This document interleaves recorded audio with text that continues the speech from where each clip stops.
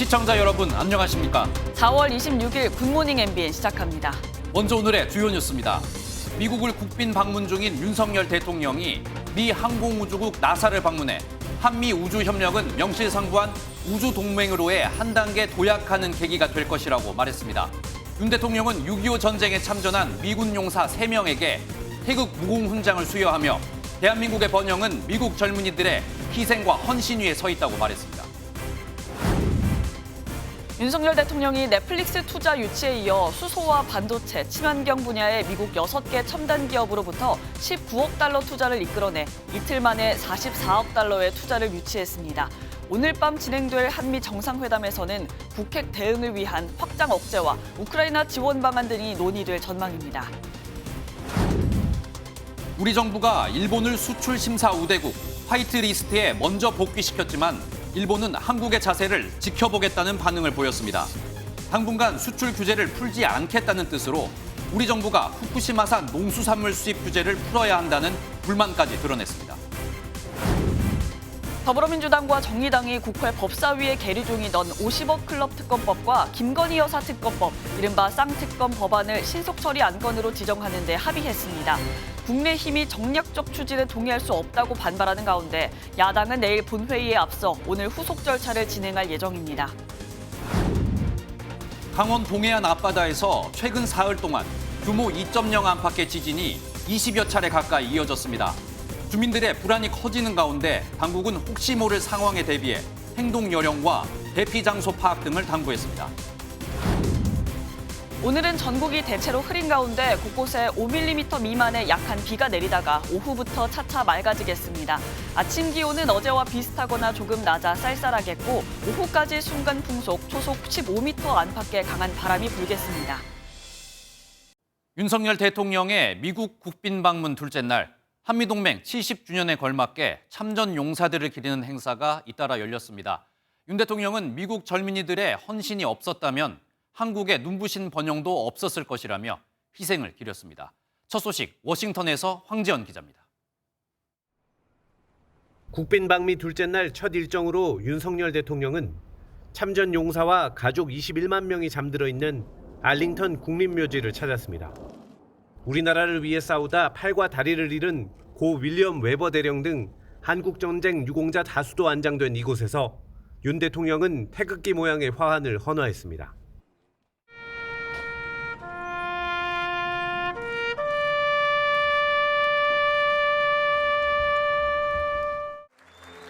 생존해 있는 한미 참전 용사들은 윤 대통령이 주재한 감사 오찬 자리에서 만났습니다.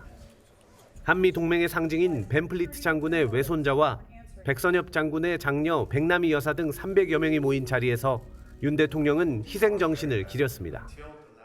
대한민국의 눈부신 번영은 미국의 수많은 젊은이들의 희생과 헌신 위에 서 있습니다. 전혀 알지도 못하는 나라, 한 번도 만난 적 없는 국민을 위해 고귀한 희생을 하셨습니다. 목함줄의 사건 부상자 하재헌 예비역 육군 중사도 참석해 의미를 더했고 윤 대통령은 미 참전 용사 2명에게 최고 무공훈장인 태극 무공훈장을 수여했습니다. 6.25 참전 용사의 헌신을 기억하는 행사로 한미동맹 70주년의 분위기는 무르익고 있습니다. 곧 있을 한미 정상회담에서 양 정상이 진일보한 동맹의 모습을 보여줄지 관심이 쏠리고 있습니다. 워싱턴에서 MBN 뉴스 황지연입니다. 어제 넷플릭스로부터 25억 달러의 투자를 이끌어낸 윤석열 대통령은 오늘은 미국 첨단 기업들로부터 19억 달러를 추가 유치했습니다. 미 백악관은 매우 이례적으로 한국 기자단과 브리핑을 가지면서 양국 간 경제 협력 의지를 강조했습니다. 이어서 원중희 기자입니다. 윤석열 대통령이 청정수소와 반도체 등 첨단 산업 분야 6개 미국 기업들로부터 19억 달러 투자를 유치했습니다. 방미 첫날 넷플릭스의 25억 달러와 합쳐 이틀 만에 투자액을 44억 달러까지 늘렸습니다. 윤 대통령은 이재용 삼성전자 회장과 정의선 현대차그룹 회장을 비롯한 우리 측 경제사절단과 함께 퀄컴과 구글, 테슬라 등 미 주요 기업 인사들과도 만났습니다. 윤 대통령은 한미 양국은 안정적인 공급망을 구축할 수 있는 최적의 파트너라며 특히 첨단 분야에서의 협력을 강조했습니다. 미국은 핵심 원천 기술 강국이고 한국은 세계 최고 수준의 첨단 제조 역량을 보유하고 있습니다. 그래서 양국의 협력은 상호 간에 큰 시너지를 낼 수 있습니다. 이런 가운데 미 백악관의 대변인 격인 존 커비 국가안보회의 전략소통조정관이 이례적으로 한국 기자단을 찾았습니다. 커비 조정관은 미국의 대중국 반도체 견제에 한국이 동참하기를 바라는 듯하면서도 양국 모두 중국과 분쟁은 원하지 않는다고 강조했습니다. Biden's view is not about asking what more can the Republic of Korea do for the United States. 커비 조정관은 첨단 산업 분야에서의 양국 간 협력 의지를 계속 강조했는데 그만큼 IRA와 반도체법 등으로 인한 우리 산업계의 차별 우려를 불식시키기 위해 국빈 초청국으로서의 성의를 보인 것으로 풀이됩니다. 워싱턴에서 MBN 뉴스 원중입니다. 바이든 미국 대통령은 한미 정상회담을 하루 앞두고 내년 대선 출마를 공식 선언했습니다. 트럼프 전 대통령과의 재대결 가능성이 높은 상황인데 트럼프 전 대통령은 바이든 대통령을 맹비난했습니다. 워싱턴에서 최중락 특파원입니다. 바이든 대통령이 재선 출마 영상을 공개했습니다. Freedom, personal freedom is fundamental to who we are as Americans. 약 3분 분량의 영상은 대선 결과를 불복한 트럼프 전 대통령 지지자들의 의사당 난동으로 시작됐습니다. 미국 자유민주주의를 파괴하는 장면을 제시하면서 극우 공화당 지지자를 비판하고 싸움은 끝나지 않았음을 부각한 겁니다. I said we're in a battle for the soul of America, and we still are. Let's finish this job. I know we can. 해리스 부통령을 다시 러닝메이트로 결정한 바이든 대통령의 대선 재출마는 첫 출마 꼭 4주년이고 한미 정상회담 전날에 이뤄졌습니다. 바이든 대통령은 내년 대선에서는 82세가 되고 두 번째 임기를 마치면 86세가 되면서 고령 문제가 가장 큰 장애물로 지적됩니다. 또한 국정수행 지지율이 39%에 그쳐 낮은 지지율이 극복 과제이지만 당내에서는 경쟁자가 없다는 분석입니다. 역시 공화당에서도 디센티스 플로리다 주지사를 트럼프 전 대통령이 큰 차이로 앞서고 있어 2020년 대선 리턴 매치가 이뤄질 가능성은 더욱 커졌습니다. 트럼프 전 대통령은 미국 역사상 가장 부패한 대통령이 출마해 이기겠다며 바이든 대통령을 맹비난했습니다.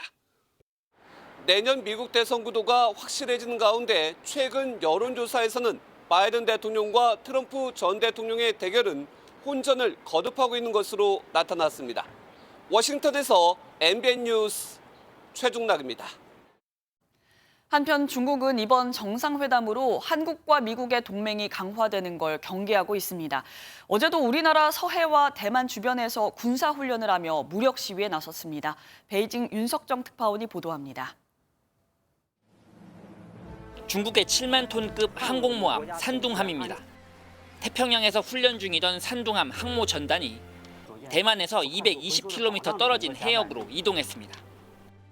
我们第一次就采用了低空发射反舰导弹的这样一个战术剖面，这个是紧贴实战的。它的意义就在于航空兵从能上舰到能作战的一个转变。 랴오둥 반도와 산둥 반도 사이 보아이만 일대에서도 중국군의 군사 훈련이 진행됐습니다. 우리나라 서해권과 맞닿은 지역입니다. 한미 정상회담과 그에 따른 대만 관련 논의 수준을 경계하는 중국이 우리나라와 대만 주변에서 잇따라 무력 시위에 나선 겁니다. 동시에 한미 양국을 이간질하려는 듯한 의도도 엿보입니다.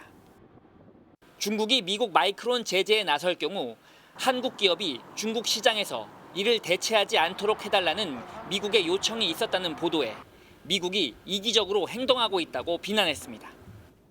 这是典型的科技霸凌和贸易保护主义的做法，这种自私自利的行径不得人心，中方坚决反对。 한미 동맹 강화, 대만 문제의 국제 이슈화를 경계하는 중국의 이런 모습은 한미 정상회담이 끝난 뒤에도 상당 기간 이어질 것으로 보입니다. 베이징에서 MBN 뉴스 윤석정입니다.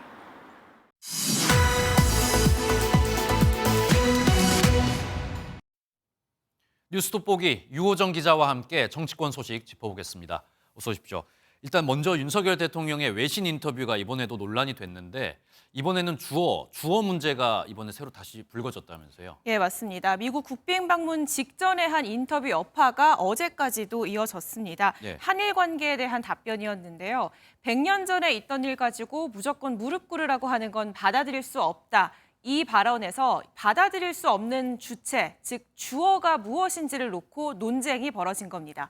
왜 우리나라 대통령이 일본 무릎 꿇는 걸 걱정하느냐는 야당 비판에 국민의힘은 일본이 받아들일 수 없다고 해석해야 한다고 대응했는데요.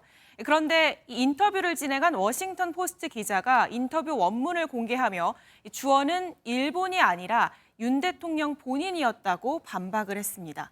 정리를 해보면 윤석열 대통령을 인터뷰한 기자가 주어가 윤석열 대통령이 맞다 이렇게 정리를 한 것 같은데 그럼 국민의힘 주장이 틀린 것 같습니다. 민주당 가만히 있지 않았겠죠? 네, 이재명 대표 얘기 직접 들어보시죠.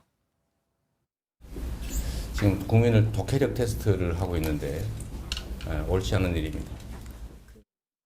네, 여기에 더해 박용진 민주당 의원은 외신 기자가 인터뷰 녹음 파일까지 공개하며 주어를 명확히 했는데 이제 대통령실은 뭐라고 말할 것이냐며 공세 수위를 높였고요.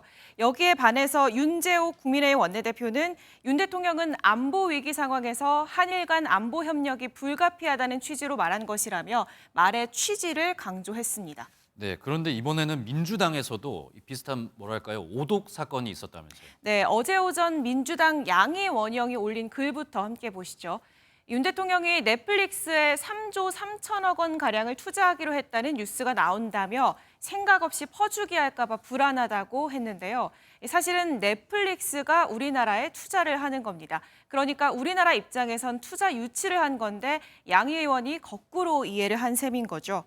네, 그러니까 우리나라가 투자를 받는 건데 우리나라가 투자를 하는 걸로 착각을 한 것 같습니다. 이후에 반응도 나왔습니까? 네, 이 기존 글을 바로 지우고 새 글을 올렸습니다. 거꾸로 오해했는데 다시 확인했다고 사실관계는 정정했지만 이미 결정된 투자건으로 사진 찍으러 가신 건 아닌지요라면서 여전히 부정적 관점을 보였는데요. 국민의힘은 유치원생급 문해력이라며 크게 반발했습니다. 기본적인 언론 보도마저 거꾸로 있고 가짜 뉴스를 사실인 것처럼 당당히 주장하더니 반성과 사과는커녕 도리어 황당한 개변까지 가져오는 네, 오독 사건, 주어 논란, 무슨 문법 시험을 보는 것 같습니다. 마지막으로 하나만 더 짚어보겠습니다. 민주당과 정의당 이 쌍특검을 하기로 합의를 했다면서요. 네, 대장동 50억 클럽 특검법 그리고 김건희 여사 특검법 이른바 쌍특검을 내일 본회의에서 신속 처리한 건, 즉 패스트트랙에 지정하기로 합의를 했습니다. 이 패스트트랙으로 지정하려면 재적의원의 5분의 3, 180석 이상의 동의가 필요한 만큼 민주당은 6석을 가진 정의당의 협조가 필요했는데요. 정의당이 민주당과 손을 잡은 겁니다. 이 패스트 처리 합의는 저는 국민의 힘이 좌초한 거다. 제가 그동안 드린 협의와 이런 시간 자체를 국힘이 내팽개친 거다. 국민의힘은 노란봉투법 그리고 쌍특검 패스트트랙 처리를 두고 민주당과 정의당의 모종의 거래가 있었다고 생각한다고 밝혔습니다.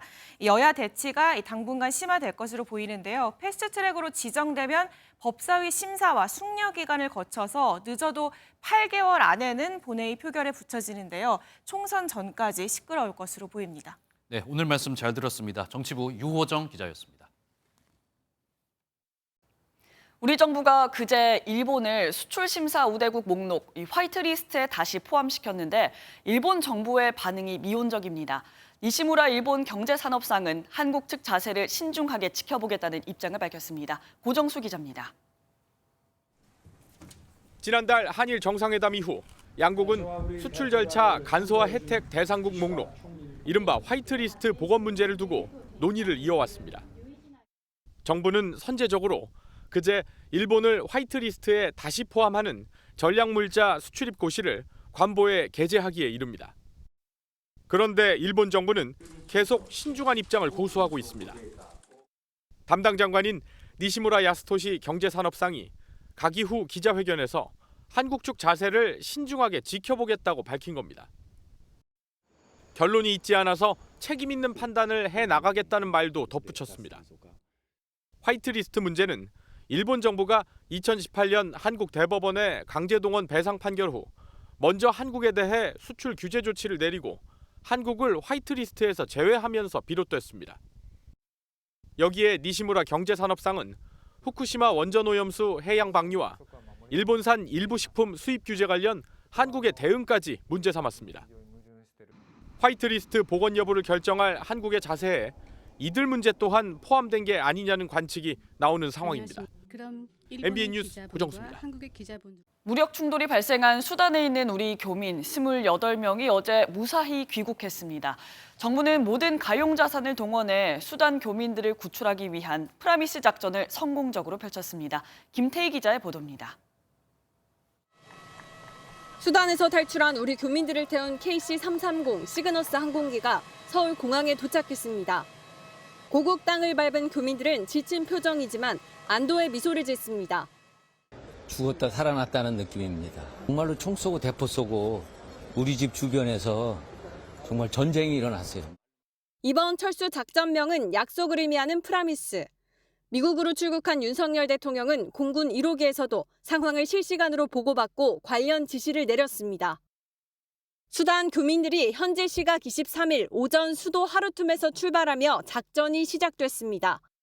1100km 이상 거리를 하루 이상 걸려 버스로 이동했고 수단 북동부 항구 도시 포트 수단에 닿았습니다. 그곳에서 대기하고 있던 우리 공군 C-130J 슈퍼 허큘리스를 타고 사우디아라비아 제다 공항에 도착했습니다. 제다 공항에서는 우리 군 수송기 시그너스로 갈아타고 한국에 도착, 작전이 완료됐습니다. 저희가 성공적인 작전을 통해서 국민들의 생명과 안전을 보호할 수 있는 약속을 지키게 되어서 영광으로 생각합니다. 정부는 지원이 필요한 수단 교민들에게 임시 숙소와 심리 상담 등을 제공할 계획입니다. MBN 뉴스 김태희입니다. 검찰이 송영길 전 민주당 대표를 피의자 신분으로 전환하고 출국 금지 조치하면서 압박에 들어갔습니다. 송 전 대표 측도 변호인을 선임하고 선제적인 검찰 출두를 검토하는 등 소환에 본격적으로 대비하는 모습입니다. 심가연 기자입니다. 민주당 전당대회 돈봉투 의혹을 수사 중인 검찰이 송영길 전 대표를 피의자 신분으로 전환하고 출국 금지 조치한 것으로 전해졌습니다. 프랑스 파리에서 귀국한 지 하루 만으로 향후 수사를 염두에 둔 조치로 풀이됩니다. 검찰은 주위 사람들을 불러서 주변을 돌기보다는 오늘이라도 저를 소환하면 적극 응하겠다는 말씀을 드리겠습니다. 공여자 조사를 먼저 진행한 뒤 송 전 대표 등에 대해 지시와 관여 여부 등을 들여다보겠다는 게 검찰의 계획입니다. 송 전 대표는 관련 혐의를 전면 부인하고 있지만 검찰이 확보한 녹취 파일에는 이와 상반되는 정황이 다수 담긴 것으로 알려졌습니다. 지난 21일 구속영장이 기각된 강래구 회장도 나흘 만에 다시 검찰에 출석해 조사를 받았습니다. 검찰은 보강 수사 결과를 토대로 조만간 영장을 다시 청구할 방침입니다. 송 전 대표는 변호사를 선임하고 소환 조사 대비에 들어갔습니다. 정면 돌파를 위해 선제적으로 검찰에 출두하는 방안도 검토 중입니다. MBN 뉴스 심가현입니다. 오늘도 전국이 흐린 가운데 중부지방에는 약한 봄비가 내리겠습니다. 쌀쌀한 날씨도 이어지겠는데요. 김다영 기상캐스터 자세한 날씨 전해주시죠. 네, 오늘도 출근길에는 따뜻한 옷차림과 함께 작은 우산도 챙기셔야겠습니다. 중부지방을 중심으로 한때 비가 조금 내리겠고요. 쌀쌀한 날씨도 이어지겠습니다. 현재 서울의 기온 9.7도로 어제 같은 시각보다 낮게 출발하고 있고요. 낮 기온은 15도로 어제보다는 높겠지만 여전히 평년 기온을 밑돌며 쌀쌀하겠습니다. 수도권 지역의 비는 아침이면 대부분 그치겠고 그 밖에 중부지방은 오전까지 비가 내리겠습니다. 약은 5mm 미만으로 많지 않겠습니다. 한편 서울을 포함한 일부 수도권에는 여전히 건조특보가 유지되고 있습니다. 낮 동안 전국적으로 바람도 강하게 불어 화재 위험이 높습니다. 불조심하셔야겠습니다. 오늘 아침까지 충청 이남 지역은 안개가 짙게 끼겠고요. 오후부터는 비구름이 물러가고 맑은 하늘 드러나겠습니다. 지역별 현재 기온 보겠습니다. 전국 대부분 지역이 10도를 밑돌며 쌀쌀하게 출발하고 있고요. 낮 기온은 대전 16도, 광주는 17도 등 대부분 3도, 평년 기온을 3도에서 7도가량 밑돌겠습니다. 내셨습니다. 오늘 하루 중요한 일정을 소개해드리는 굿모닝 오늘입니다. 어떤 일정이었는지 함께 살펴보겠습니다. 더불어민주당 진성준, 정의당 장혜영 원내 수석 부대표가 내일 국회 본회의에서 쌍특검 관련 안건을 표결에 붙이기 위해 오늘 패스트트랙 신속 처리 안건 지정 요구서를 국회에 제출합니다. 김건희 여사의 주가 조작 의혹과 대장동 50억 클럽 사건을 수사하기 위한 특별검사 도입 법안을 신속 처리 안건으로 지정한다는 내용이 핵심입니다. 정의기억연대 후원금을 빼돌린 혐의 등으로 기소된 무소속 윤미향 의원의 2심 재판이 오늘 열립니다. 1심 재판부는 윤 의원의 공소 사실 가운데 업무상 횡령 혐의만 일부 유죄로 인정했고 나머지 혐의는 모두 무죄로 판단했습니다. 국민의힘이 당론으로 추진하기로 한 음주운전 방지장치 의무화 법안과 관련해 여당 지도부가 서울 마포경찰서를 방문합니다. 차에 시동을 걸기 전 음주 여부를 측정해 일정 수치 이상의 알코올이 검출되면 시동이 걸리지 않도록 하는 음주운전 방지 장치를 시연하고 외국의 활용 사례 등도 점검할 예정입니다. 보험금을 노리고 남편을 살해한 이른바 계곡살인의 주범 이은혜와 공범 조현수에 대한 2심 선고가 오늘 내려집니다. 1심 재판부는 물에 빠진 피해자를 구조하지 않은 간접살인 혐의를 유죄로 판단해 이 씨와 조 씨에게 각각 무기징역과 징역 30년을 선고했습니다. 인천 전세 사기 사건으로 입건된 피의자는 건축왕 남모 씨를 포함해 총 60명이 넘습니다. 경찰은 조직폭력에 적용하는 범죄단체 조직죄 처벌을 검토하고 있습니다. 더 엄격한 처벌이 가능해지는데 만약 이 혐의가 적용된다면 첫 번째 사례가 됩니다. 노승환 기자가 보도합니다. 경찰은 이른바 건축왕을 중심으로 공인중개사 9명 등 모두 61명이 수년간 조직적으로 인천 미추홀구 전세 사기를 꾸몄다고 봅니다. 자금 사정이 심각한데도 이를 철저히 숨긴 건 물론 세입자들에겐 효력도 없는 보증금 반환각서까지 써주고 수십 명의 차명까지 동원한 점 등이 그 근거입니다. 그래서 경찰은 피의자 61명 모두에게 범죄단체 조직 혐의 적용을 검토하고 있습니다. 단순한 사기죄뿐 아니라 사기를 목적으로 범죄단체를 만든 죄를 따로 묻겠다는 겁니다. 다만 형량은 징역 15년을 넘기 어렵습니다. 범죄단체 조직 혐의가 적용돼도 사기죄는 최고형인 징역 10년에 50%만 형을 더할 수 있기 때문입니다. 범죄단체 조직 혐의의 더 큰 의미는 단순 가담자도 주동자인 건축왕만큼 무겁게 처벌할 수 있다는 겁니다. 만약 일반 사기죄로 처벌할 경우 주범에게만 무거운 형을 내리고 나머지 60명은 상대적으로 가벼운 형을 선고받을 가능성이 큽니다. 이 조직범죄 일부로서 이제 가중처벌이 가능한데요. 따라서 단순 가담자의 경우에도 이 사기죄 최고형인 징역 10년에 이제 중형이 선고될 수 있고요. 숨겨놓은 재산이 있다면 몰수 추징도 가능하고 일부는 피해자들에게 돌려줄 수 있습니다. 피의자 조사를 계속하고 있는 경찰은 조사 상황에 따라 범죄단체 조직 혐의 적용 여부를 결정할 예정입니다. 지난달 기소 당시 161명이던 전세 사기 피해자는 최근 481명으로 늘었고 떼인 보증금도 125억 원에서 388억 원으로 크게 늘었습니다. MBN 뉴스 노승환입니다. 전국의 오피스텔과 빌라 3,400여 채를 보유한 이른바 빌라의 신으로 불리는 전세 사기 일당에게 징역 8년형이 선고받았습니다. 재판부는 피해자들의 삶의 기반을 흔든 매우 중대한 범죄라며 검찰의 구형보다 더 높은 형을 선고했습니다. 이 소식은 김영현 기자입니다. 경기 군포시 한 오피스텔입니다. 최 씨 일당은 2020년 4월부터 10개월 동안 이곳을 포함해 수도권에 있는 빌라와 오피스텔 3곳에서 세입자 31명을 상대로 전세 사기를 벌였습니다. 피해 금액은 70억 원에 달했습니다. 전세 보증금이 매매가를 웃도는 이른바 깡통 전세 계약을 맺는 방식으로 범행을 저질렀습니다. 소유권을 이전받을 때는 분양 대행업체로부터 취득세는 물론 한 채당 최대 300만 원의 리베이트까지 챙겼습니다. 돈을 받고 주택 소유권을 취득한 셈입니다. 자기 돈 한 푼도 안 들이고 전세를 놓는데 매매가보다 더 높게 전세를 놔야 그래야만 또 그 돈을 갖고 또 다른 빌라 오피스텔을 또 잡잖아요. 이런 방식으로 일당이 사들인 오피스텔과 빌라는 3,400여 채인 것으로 드러나 이른바 빌라의 신으로 불렸습니다. 재판부는 사기 혐의로 구속 기소된 주범 최 씨에게 징역 8년을, 공범 권모 씨와 박모 씨에게는 6년과 5년을 선고했습니다. 최 씨와 권 씨에게 이례적으로 검찰 구형량보다도 1년씩 더 무거운 형을 내린 겁니다. 재판부는 서민층과 사회 초년생들로 이뤄진 피해자들의 삶의 기반을 흔든 매우 중대한 범행이라며 피해 복구가 이뤄지지 않았다고 양형 이유를 밝혔습니다. 또 이들이 오피스텔을 분양받을 당시 보증금을 반환할 의사나 능력이 없었음에도 피해자들을 속여 재산상 이득을 취한 것으로 보인다고 덧붙였습니다. 경찰은 최 씨 일당이 지금까지 300여 명의 세입자로부터 보증금 600억 원을 가로챈 것으로 보고 추가 수사를 이어가고 있습니다. MBN 뉴스 김영현입니다. 전세 사기 피해자를 지원하기 위한 특별법이 내일 국회에서 발의됩니다.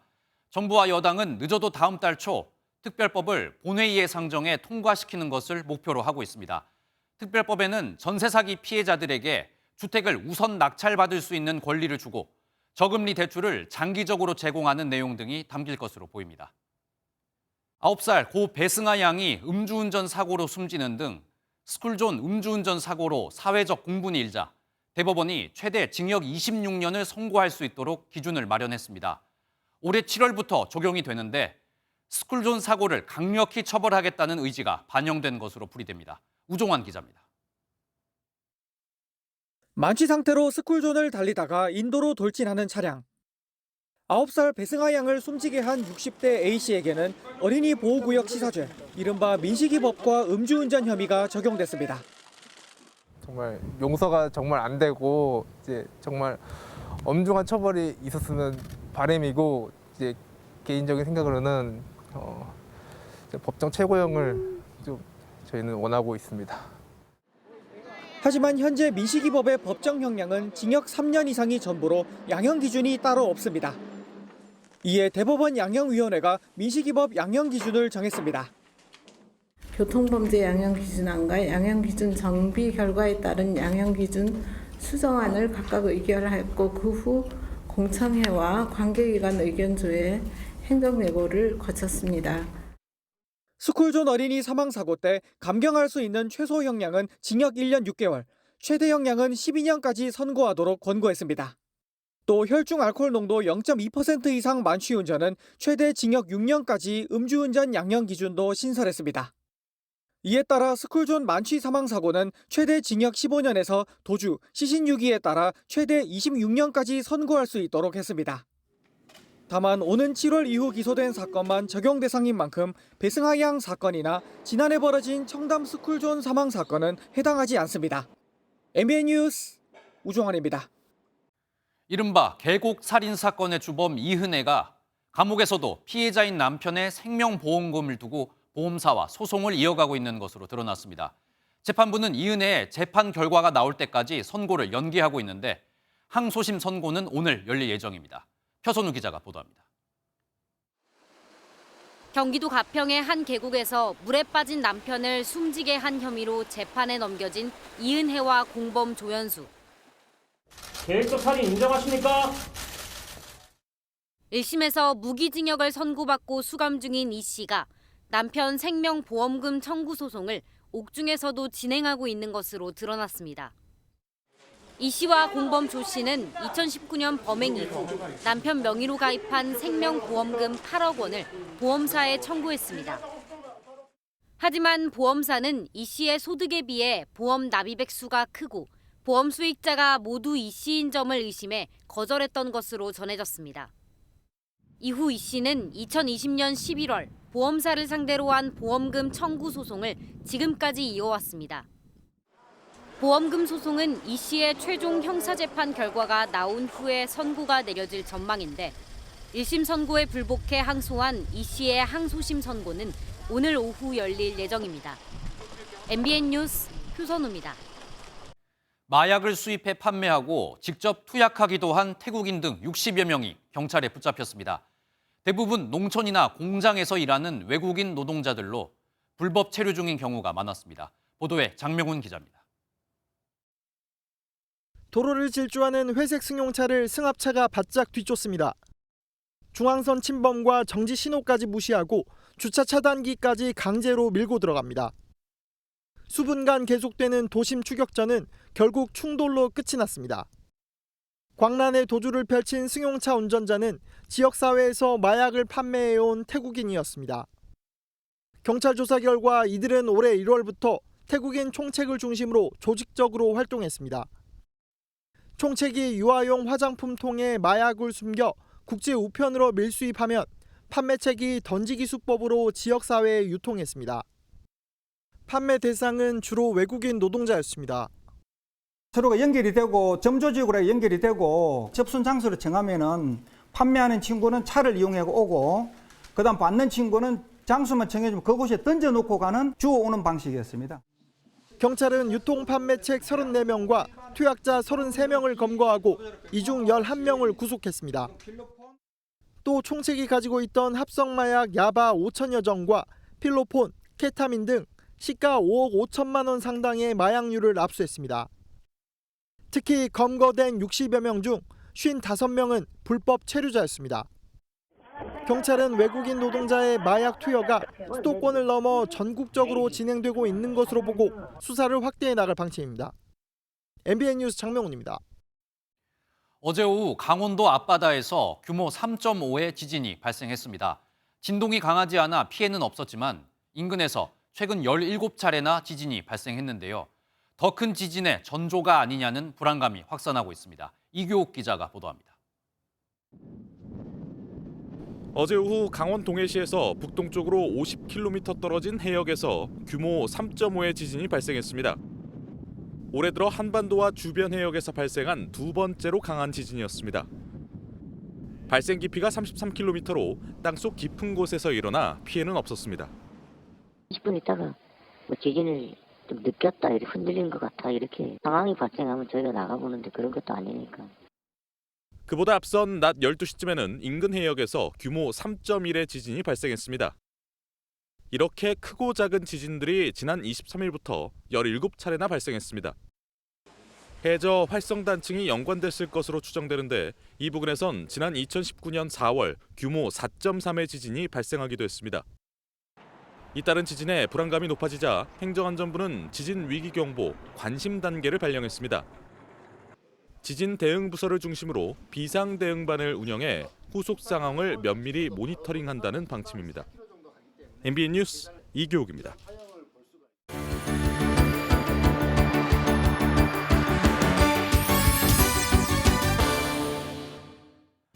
굿모닝 월드입니다. 이강인 선수의 활약으로 우리에게도 친숙해진 스페인의 마요르카.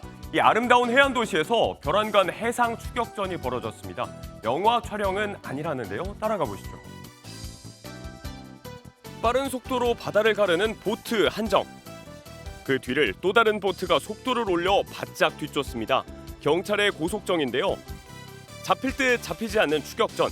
앞서가던 보트가 해변가에 멈춰서고 뛰쳐내린 도망자들, 입고 있던 옷도 내팽개치고 육지에서 도주를 이어가는데요. 영화 속 한 장면을 방불케 하는 이 추격전이 벌어진 곳은 스페인의 해안 도시 마요르카. 쫓기던 이들은 북아프리카에서 스페인으로 마약을 밀수하려던 범죄자들입니다. 경찰의 집요한 추격 끝에 이들은 결국 체포됐고 보트에 실려있던 마약 1200kg도 모두 압수됐다고 하네요. 영화관 팝콘, 저도 참 좋아하는데요. 저보다도 팝콘을 잘 먹는 친구가 있어서 잠시 소개해드리겠습니다. 덩치를 보면 팝콘이 좀 모자랄 것 같은데 있는 것만 얌전히 먹고 갔다고요? 영화관 CCTV 화면 속 직원, 웃으며 휴대전화로 뭔가를 찍고 있는데요. 이윽고 화면 한 구석에서 집채만한 사슴이 등장합니다. 잠시 주위를 어슬렁거리며 냄새를 맡다가 이내 테이블 위에 놓인 팝콘을 발견하고 먹어치우기 시작합니다. 사슴의 팝콘 먹방이 펼쳐진 곳은 미국 알래스카의 한 영화관인데요. 알래스카에선 이렇게 배고픈 사슴이 먹이를 찾아 건물 안으로 들어오는 일이 종종 있다고요. 팝콘통을 싹 비우고 나서 아무 일도 없었다는 듯 영화관을 떠난 조금 특별한 손님이었습니다. 이제는 언제 어디서나 즐길 수 있는 게 셰익스피어의 작품이지만 작가 사후에 나온 첫 전집 초판본은 또 굉장히 귀합니다. 낙찰가 100억도 넘는 이 귀한 책이 일반에 공개됩니다. 영국의 대문호 셰익스피어. 그의 초상화가 선명히 새겨진 이 책에는 특별한 문학적 가치가 있습니다. 일명 퍼스트폴리오, 바로 셰익스피어의 첫 전집인데요. 햄릿, 맥베스 등 총 36편의 작품을 온전히 정리한 이 책은 셰익스피어 사후 7년째인 1623년 발간됐습니다. 현재 230여 권만 남아 전해지는데 크리스티 경매에서 100억 원이 넘는 낙찰가를 기록해 화제였다고요. 이 귀한 책이 출간 400주년을 맞아 다음 달부터 일반에 공개됩니다. 총 6권을 모두 감상할 수 있다고 하니 그의 작품을 사랑하는 독자들에겐 더없이 특별한 시간이 되겠죠? 굿모닝 월드였습니다.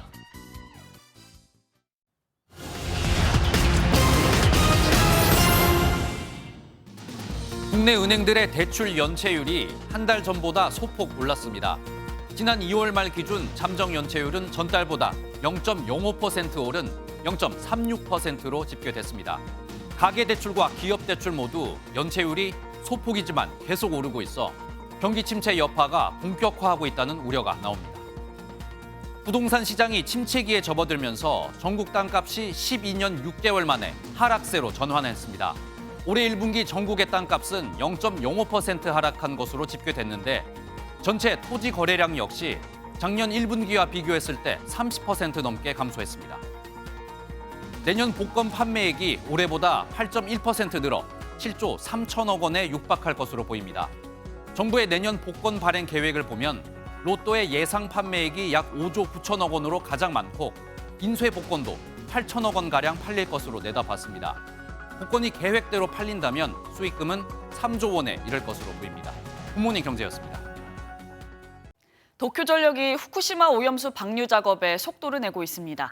교도통신에 따르면 도쿄전력은 후쿠시마 제1원자력발전소 오염수를 해양 방류하는 데 사용될 해저터널 굴착을 마쳤습니다.